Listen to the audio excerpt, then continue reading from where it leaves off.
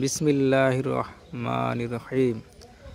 12 volt solar panel ভালো না 24 volt solar panel ভালো, এই বিষয় নিয়ে অনেকে কনফিউশন আছেন।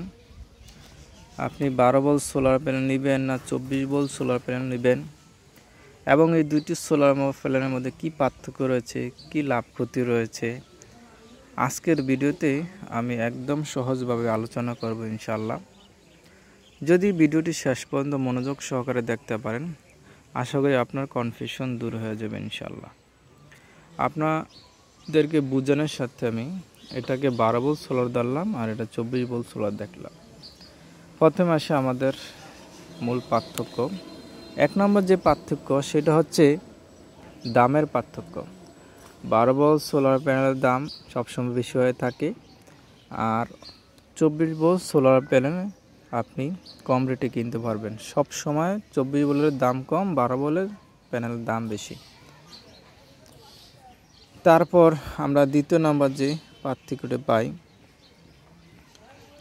ডিসি যারা সোলার সেট আপ করবেন তাদের জন্য 12 ভোল্ট ভালো হবে, কিন্তু 24 ভোল্ট সোলার প্যানেল সাধারণত যারা এসি সিস্টেম করবেন তাদের জন্য ইনশাল্লাহ ভালো হবে এসি। 3 নম্বর যে পার্থক্য সেটা হচ্ছে 12 ভোল্ট সোলার প্যানেলের কন্ট্রোলার, ব্যাটারি সব কিছুই অ্যাভেলেবেল পাওয়া যায় সচরাচর, কিন্তু 24 ভোল্ট পাইতে অনেক সময় একটু কষ্ট হয়ে যায়, অনেক সময় অ্যাভেলেবেল নাও পাওয়া যায়। চতুর্থ নাম্বার যে পার্থক্য সেটা হচ্ছে 12 ভোল্ট সোলার প্যানেলে এমপিপিটি লাগালে ততটা ভালো কাজ করে না, কিন্তু 24 ভোল্ট সোলার প্যানেলের মধ্যে এমপিপিটি লাগালে ভালো কাজ করে। পঞ্চম নাম্বার যে পার্থক্য সেটা হচ্ছে 12 ভোল্ট সোলারটা যদি আপনার কন্ট্রোলারের কাছাকাছি হয়, ব্যাটারি কাছাকাছি হয়, তাহলে সে ভালো কাজ করতে পারে, কিন্তু দূরবর্তী থাকলে কন্ট্রোলার ব্যাটারির চাইতে যদি প্যানেলটা অনেক দূরে হয় তাহলে 12 ভোল্ট ভালো কাজ করতে পারে না। কিন্তু সেক্ষেত্রে আপনার প্যানেলটা যদি দূরে হয়, কন্ট্রোলার ব্যাটারি অনেক দূরে হয়, তারপর 24 ভোল্ট ভালো কাজ করতে পারে, কারণ এটা ভোল্টেজের চাপ বেশি। ষষ্ঠ নাম্বার যে পার্থক্য হলো সেটা হলো এই 12 ভোল্ট সোলার প্যানেলের মধ্যে তারের গ্যাসটা একটু বেশি দিতে হয়, বেশি আরামের হইতে হয়, কিন্তু 24 ভোল্ট সোলার প্যানেলের ক্ষেত্রে তারের গ্যাসটা একটু কিছুটা কম হলেও কোনো সমস্যা নেই, অর্থাৎ এদিক দিয়ে আপনি কিছু টাকা সেভ করতে পারবেন তার কেনার ক্ষেত্রে। তারপর সপ্তম নাম্বার যে পার্থক্য হলো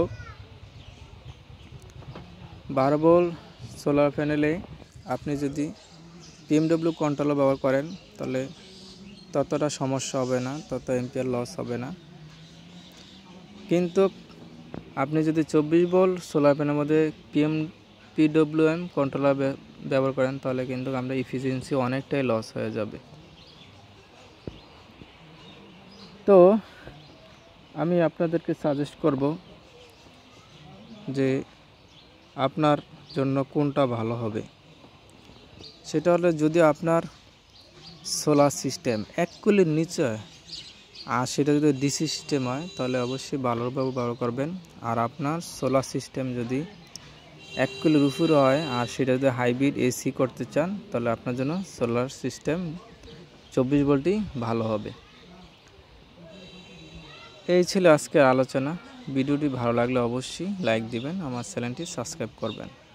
ভিডিওটি শেষ করার আগে আরেকটা কথা মনে করে দিতে চাই, আমাদের হাবিব সোলার আইপিএসের কাছ থেকে কিন্তু আপনারা সোলারের সকল পণ্য ইনশাল্লাহ পেয়ে যাবেন, এবং এই গ্রেডের মনো সোলার পাবেন। আপনারা কোন কোম্পানির প্যানেল চান তা আমাদের কমেন্টে জানাতে পারেন, ইনশাল্লাহ আপনার চাহিদা অনুযায়ী আমরা সোলার প্যানেলগুলো আমরা বাংলাদেশের যে কোনো জায়গায় থেকে আপনারা নিতে পারবেন আমাদের সোলার প্যানেলগুলো।